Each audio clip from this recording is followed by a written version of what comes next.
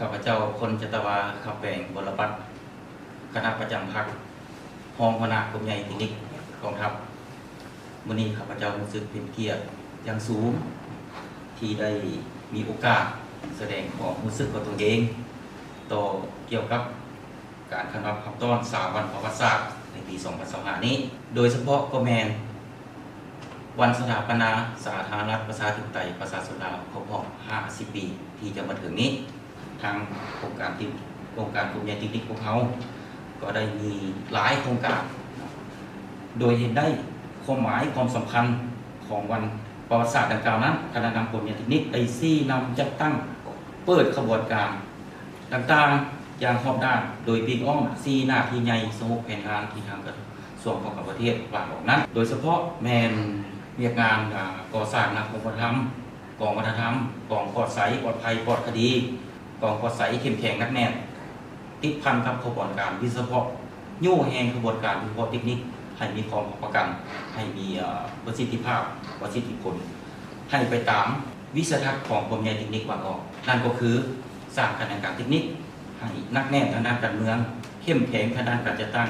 มืออาชีพทางด้านวิศวะอยู่ในผ่านมานี้พวกเขาก็มี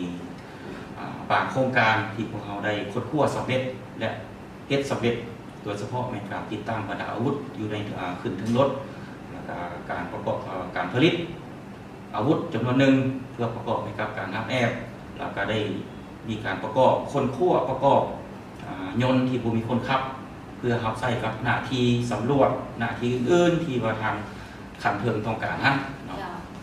แล้วก็พร้อมกันนั้นเนื่องในโอกาส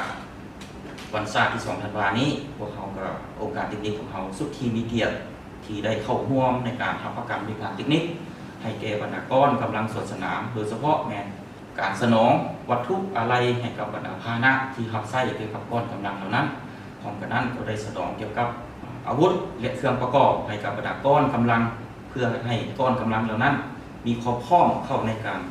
เดินขบวนสวนสนามเพื่อขับไส้วันเฉลิมฉลองวันศาสตร์ดังกล่าวโดยเฉพาะพิเศษนี่มันพวกเขาได้มีกำลังและพาหนะเข้าร่วมโดยเฉพาะแมนพาหนะทางด้านพิธีการพาหนะขับไส้ก้อนนักพบเก่าเห็นว่าพวกเขามีความพร้อมแล้วที่จะสนองให้พวกเขามีความพร้อมแล้วที่จะรับประกันเหตุใดพวกเขาจะซุ่มใส่ทางด้านกำลังแห้งทางด้านหัวคิดปัญญาเพื่อให้มีการรับประกันงานแล้วนั้นให้รับประกันสูงสุดมีความปลอดภัยสูงสุดเนื่องในโอกาสคำนับรับต้อนวันสถาปนาสาธารณรัฐประชาธิปไตยประชาชนลาวครบรอบ 50 ปีที่จะมาถึงนี้ข้าพเจ้ามีความรู้สึกปิติสุขซื่นและภาคภูมิใจเป็นอย่างยิ่งที่เห็นได้การเติบใหญ่ขยายตัวของประเทศชาติภายใต้การนำพาของพรรคตลอดแต่ละระยะจนมาฮอดวันที่2 ธันวาคม 2575พวกเขาได้สถาปนาสาธารณรัฐประชาธิปไตยประชาชนลาวอย่างเป็นทางการซึ่งเป็นวันประวัติศาสตร์ที่ดีที่สุดและก็บ่เคยมีมาก่อนเพราะว่าวันเหล่านั้นเฮ็ดให้ประเทศชาติของเขาหลุดพ้นออกจากการเป็นค่อยข้ามาตามของจักรพรรดิผู้ห่างและก็ประชาชนมีอิสรภาพและพวกเขาก็มีสิทธิประชาธิปไตยในการดำรงชีวิตในการทำมาหากินและก็พรรคก็ได้นำในการปลดปล่อยชาติอย่างแบบมหัศจรรย์บ่เคยมีมาก่อนแบบบัวบ่ซ้ำนำบ่ฝุ่นแต่จับปากได้หมดทุกตัวนั่นแม่นมหัศจรรย์หนึ่งในโลกที่น้อยประเทศที่จะเฮ็ดได้อันนั้นแสดงถึงการนำพาของพรรคได้มีการสละสองใสและเฮ็ดให้พวกเขาได้มีมื้อนี้มันได้พิสูจน์ได้เห็นว่าการนำพาของพรรคแม่นมีความชัดเจนและโปร่งใสและจริงใจเฉพาะแม่นต่อกำลังประกอบอาวุธของพวกเขาเพิ่นได้นำโดยกรมรอบด้านเฮ็ดให้พวกเขาปลดปล่อยประเทศชาติได้และรักษาเสถียรภาพตลอดระยะ 50 ปีผ่านมา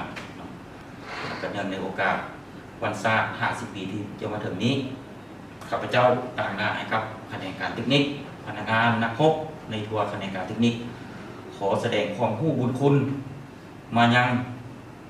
นักพบแข่งขันวีรชนพนักงานประชาชนผู้ที่ได้เสียสละชีวิตเลือดเนื้อ